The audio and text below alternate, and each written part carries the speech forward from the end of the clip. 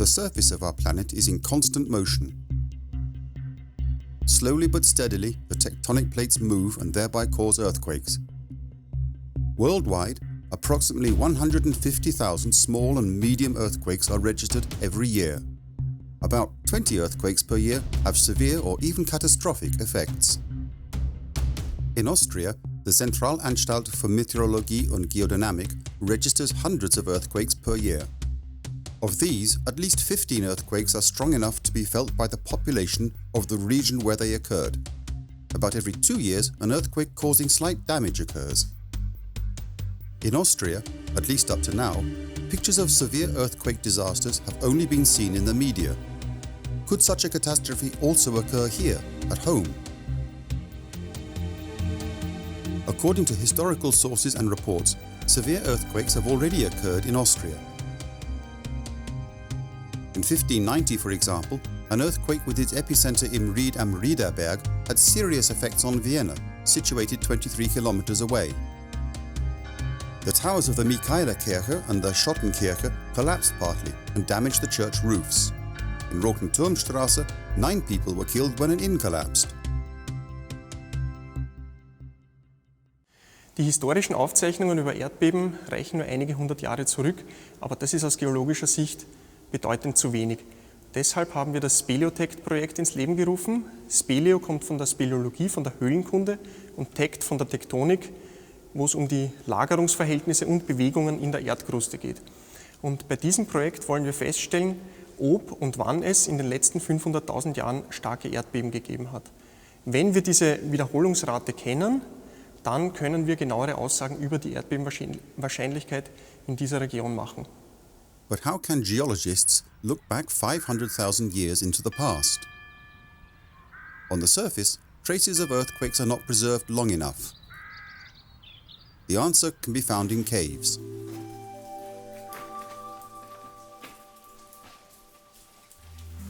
Protected from weathering and vegetation, the scars of earthquakes dating far back in time are visible in caves even today. The Speleotect team is examining several caves in the Eastern Alps, searching for traces of earthquakes that could date back several hundred thousands of years. The Eastern Alps are dissected by 4 major faults. From the south, the Adriatic plate pushes towards the Alps and causes the regions separated by these faults to move in opposite directions. The amount of displacement is only a few millimeters per year. If the built-up stress discharges, this will lead to a sudden displacement and thus to an earthquake. The fault in the Carinthian Obeah cave is a spectacular testimony to such a severe earthquake.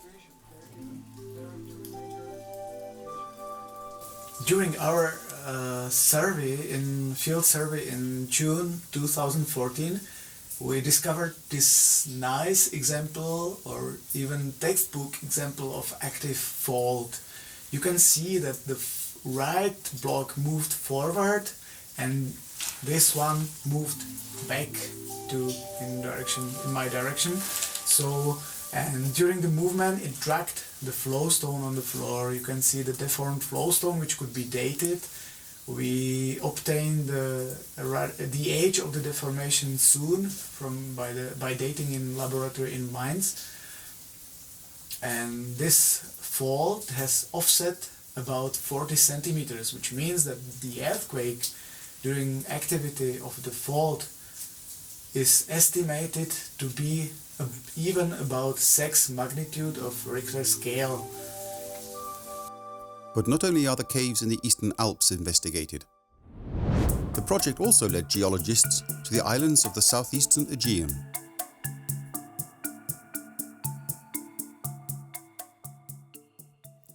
Die erfolgreichen Studien in Österreich, wo die aktuelle seismische Aktivität relativ gering ist, haben natürlich die Frage aufgeworfen, welche Spuren hinterlassen Erdbeben in Höhlen mit einer hohen seismischen Aktivität.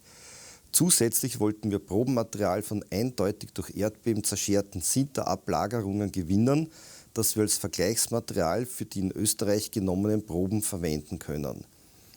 Diese Überlegungen führten uns auf die dodekanesischen Inseln Griechenlands, die derzeit zu den aktivsten seismischen Regionen in Europa zählen. The geologists are on the way to a cave on the island of Pserimos.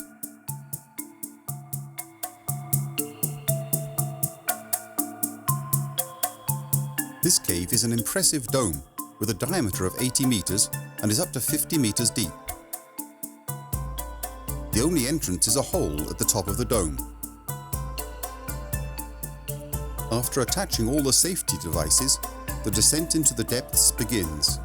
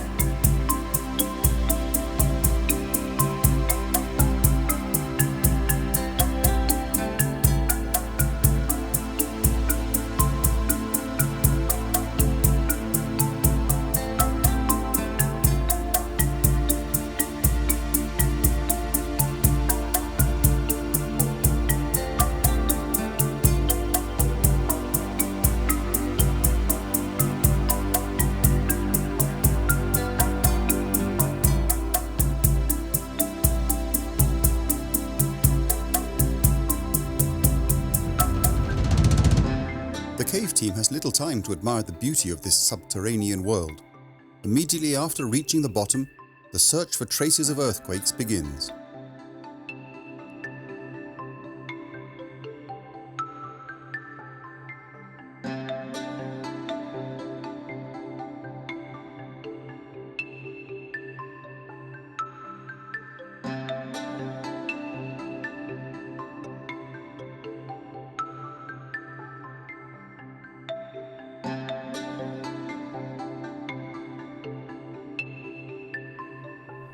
Hier ist nicht eine Störung, sondern mehrere Duplexe, nennt man das, diese This one is not broken. Maybe it's broken here. Yeah, and you can see it. Wir sehen hier durch diese Sinterbildungen hier eine Abschiebung, die hier durchzieht. Bei der Abschiebung ist auch ein Teil von der Oberfläche von diesem Sinter hier abgehoben worden und ist dann mit diesem gelblichen Sinter wiederum verheilt worden. Im Idealfall, wenn wir diesen Sinter datieren können, sollte der älter sein als dieser Sinter, engern die beiden die Zeit des Erdbebens ein.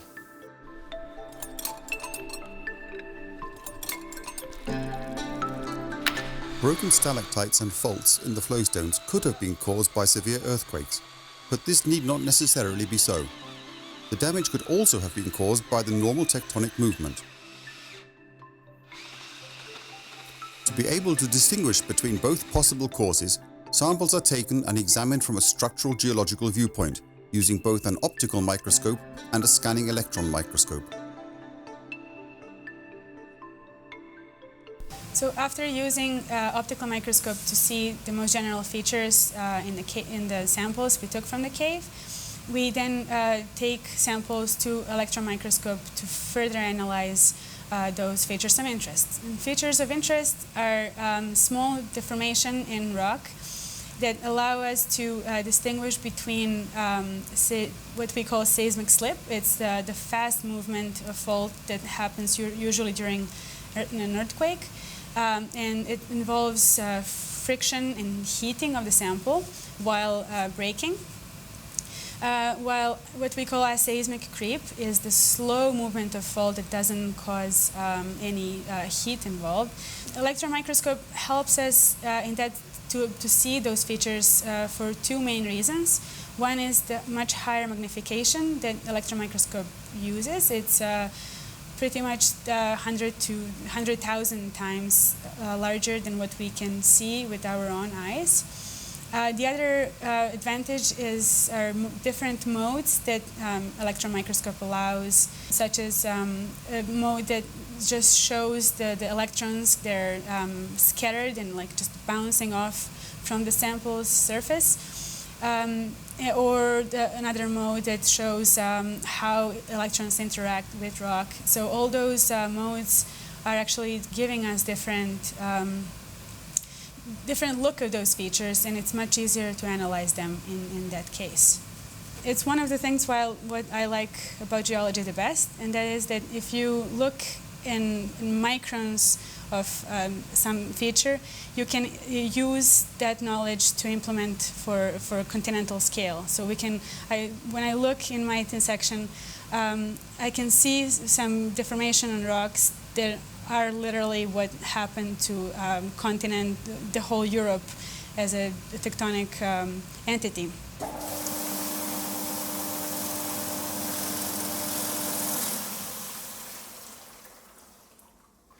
Wenn dann bei einer Probe wie dieser feststeht, dass die während eines Erdbebens zerstört wurde, ist natürlich der Zeitpunkt dieses Erdbebens interessant. Und dazu werden millimetergroße Sinterstückchen noch einmal herausgesägt, die einerseits vor bzw. nach dem Erdbeben entstanden sind. Und diese können dann mit der sogenannten Uranthorium-Methode altersdatiert werden. Damit lassen sich Alter bis ca. 500.000 Jahre vor heute relativ gut bestimmen. However, earthquake research in caves does not only look into the past. One very important part of our project, Speleotect, is not to see only the past activity, tectonic activity in the Eastern Alps, but also to register to see what nowadays happens with active faults. That's why we installed at 7 prominent active faults in Eastern Austria. We installed 7 devices which record displacement along fractures. The device we use consists of those iron tubes drilled deeply in the massive, and the tubes transfer the movements from the block, and we get values of the respective position of the blocks in 3 dimensions and with accuracy in micrometers. Our measurements are taken every hour, so we can see from hour to hour what happens with the fault, and then we can compare the fault activity with the local earthquakes registered by Central Institute for Meteorology and Geodynamics. Collecting and analysing the data will keep the geologists occupied for 3 years. The findings will be included in the assessment of regional seismic hazards, which play a vital role, for example, in the construction of important buildings, such as railways and highways, and in the definition of building classes. The scientific data and methods are being published internationally and are making an important contribution to modern seismological research around the world.